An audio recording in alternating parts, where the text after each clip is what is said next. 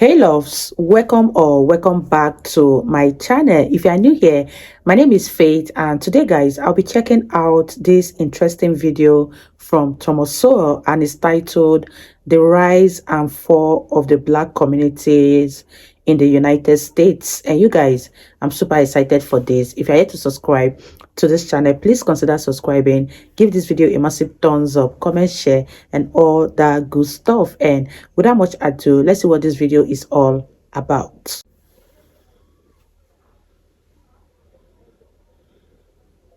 As of the early 19th century, residential segregation was just one of a number of restrictions placed on free blacks in both the North and the South. However, by the last decade of the 19th century, such residential restrictions had eroded in northern cities to the point where W.E.B. Du Bois could write in the 1890s of a growing liberal spirit toward the Negro in Philadelphia, in which the community was disposed to throw off the trammels, brush away petty hindrances, and to soften the harshness of race prejudice, leading, among other things, to blacks being able to live in white neighborhoods. Nor was Philadelphia unique. There were similar developments in New York, Detroit, Washington, and other northern cities. Census data show a lower rate of urban residential segregation of blacks nationwide in 1890 through 1910 than in later decades of the 20th century, and even as late as the 2010 census. Other restrictions had eroded as well.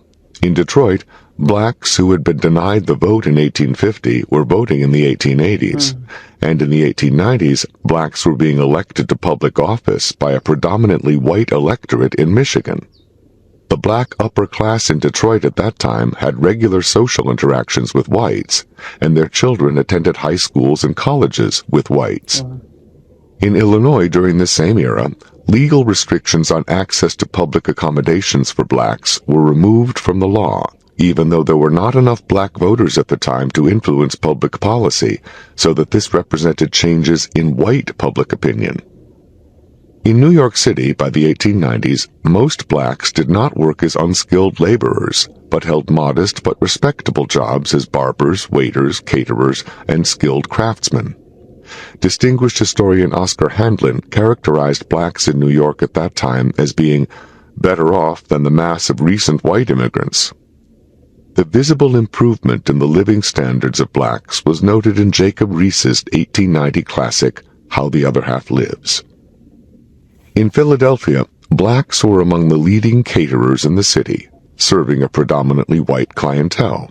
In Chicago, there were also successful black businesses serving a predominantly white clientele, and as late as 1910, more than two-thirds of the city's black residents lived in neighborhoods that were predominantly white.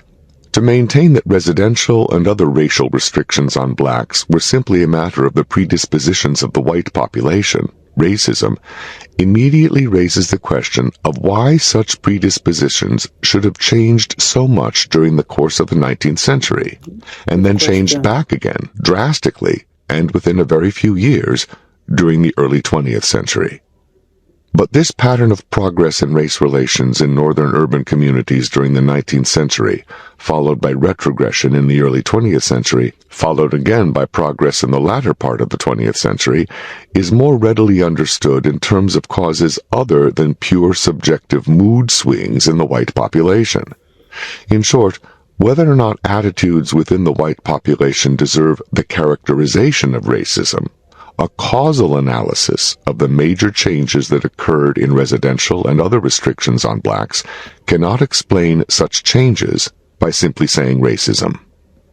Wow, you guys, Thomas Sowell is one heck of a good historian, and I love to listen to him. I love to listen to his teaching, and I love the fact that with time, people began to win racism off of their body. I began to accept people from other race. Let me know what you guys think about this in the comment section. I'm really enjoying this video from Thomas Sowell. It's very, very educational. It's very, very insightful, and let's continue. Turning from the white population to the black population, we find developments that make the changing residential patterns explicable without resorting to inexplicable changes inside the heads of white people. Beginning at the beginning, African slaves were brought into American society at the bottom and concentrated in the South, a region with its own cultural handicaps that produced marked differences between the white populations of the North and South that many observers noted during the antebellum era. This meant that those blacks who came out of the South to live in northern cities would be very different in many ways from the white populations of those cities. The visible racial differences made blacks easy to identify and restrict. During the course of the 19th century, however, over a period of generations, northern blacks tended to acquire more of the culture of the surrounding white urban population of the North, just as other groups often have when living surrounded by a vastly larger population with a different culture and a higher socioeconomic level. By the end of the 19th century, this cultural assimilation had reached the point where racial barriers eased considerably in the northern cities, where the black populations of these cities were now predominantly native-born residents, rather than migrants from the South. This situation changed drastically, however, and within a relatively few years, with the mass migrations of millions of blacks out of the South, beginning in the early 20th century. This not only greatly multiplied the black populations living in many northern cities, the newcomers were seen by both the pre-existing black populations and the white populations of these cities as creating greatly increased social problems, such as crime, violence, and offensive behavior in general. If these were mere prejudices, perceptions, or stereotypes in the minds of white people, as so many adverse judgments have been automatically characterized, why did the very same views appear among northern-born blacks at the same time? Where hard data are available, these data substantiate the pattern of behavioral differences between the pre-existing northern black populations and the newcomers from the South. In early 20th century Pennsylvania, for example, the rate of violent crimes among blacks from the South was nearly 5 times that among blacks born in Pennsylvania. In Washington, D.C., where the influx from the South occurred decades earlier, the effect of the Southerners' arrival could be seen decades earlier. For example, out-of-wedlock births were just under 10% of all births among blacks in Washington in 1878, but this more than doubled by 1881, following a large influx of Southern blacks, and remained high for years thereafter. The new majorities of Southern blacks in the northern black urban communities were sufficiently large, and their culture sufficiently reinforced by continuing new arrivals from the South, that their rate of assimilation to the cultural norms of the surrounding white society was neither as rapid nor as complete as that of the much smaller numbers of blacks who had preceded them in these cities in the 19th century. Moreover, as late as 1944, Gunnar Myrdal's An American Dilemma pointed out that a majority of blacks living in the North at that time had been born in the South.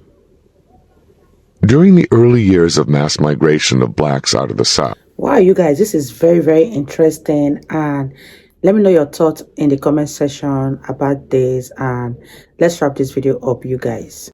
Many northern-born blacks condemned the Southern newcomers and saw in them a danger that the white population would put up new barriers against all blacks, which is in fact what happened. After the massive inflow of Southern blacks into northern cities, in which small black populations had once lived scattered in predominantly white neighborhoods, these now became cities in which blacks were prevented from living in white neighborhoods by methods ranging from legal prohibitions and restrictive covenants to outright violence. All this happened within a very few years of the mass migrations of Southern blacks to northern cities. The massive black ghettos, which became common in the 20th century, were just one aspect of a more general retrogression in race relations, in which various public accommodations once open to blacks were now closed to them, and black children who had once gone to schools with white children in northern cities were now segregated into different schools. The conclusion that this change was a reaction to a mass in-migration of less acculturated blacks from the South is reinforced by the history of cities on the West Coast, where this mass in-migration from the South took place decades later, largely during the Second World War, and was likewise followed by retrogressions in race relations there at this later time. A similar pattern had already unfolded among Jews in the United States in the late 19th century, when the highly acculturated German Jews lost much of the social acceptance which they had already achieved after larger masses of much less acculturated Jews from Eastern Europe arrived, followed by new barriers against Jews in general. To say that this retrogression was caused by antisemitism would likewise be to transform a characterization into a causal explanation, implicitly treating those adversely affected as abstract people whose problems originated solely in other people's minds. Whether among blacks, Jews, or others, leaders within these groups themselves saw behavioral problems among some of their own people as creating backlashes in the larger society around them, from which the entire group suffered. As a result, organized social uplift groups, both secular and religious, arose within the black community, the Jewish community, as well as within other communities, aimed at changing the behavior of members of their own respective groups in order to facilitate the advancement of these groups as a whole. Among Jews, during the era of mass immigration from Eastern Europe, the already acculturated German Jews living in America took the lead in seeking to acculturate the Jewish newcomers from Eastern Europe. A German Jewish publication of that era described the Eastern European Jews as slovenly in dress, loud in manners, and vulgar in discourse. As a leading study of American Jews noted, the Germans found it hard to understand what could better serve their ill-mannered cousins than rapid lessons in civics, English, and the uses of soap. Such problems were not peculiar to Jews, but were common among the Irish immigrants before them and to blacks after them. During the mass migrations of blacks out of the South during the early 20th century, both the Chicago Defender, a black newspaper, and the Urban League offered such published advice as, "Don't use vile language in public places. Don't throw garbage in the backyard or alley, or keep dirty front yards. Do not carry on loud conversations in streetcars and public places." Although these efforts produced positive results over the years, whether among blacks, Jews, or others, that whole approach was antithetical to a new social philosophy that emerged in the late 20th century: multiculturalism. Wow, you guys, that was such an interesting one from Thomas Sowell, and I get super excited every time I learn new things from Thomas Sowell. Let me know what your thoughts are on this one, and did you enjoy watching this video as much as I did reacting to this one? If you guys totally enjoyed watching, give this video a massive thumbs up, comment, share, and all that good stuff. And this is me officially signing out. I'll see you all in my next video. Bye, guys.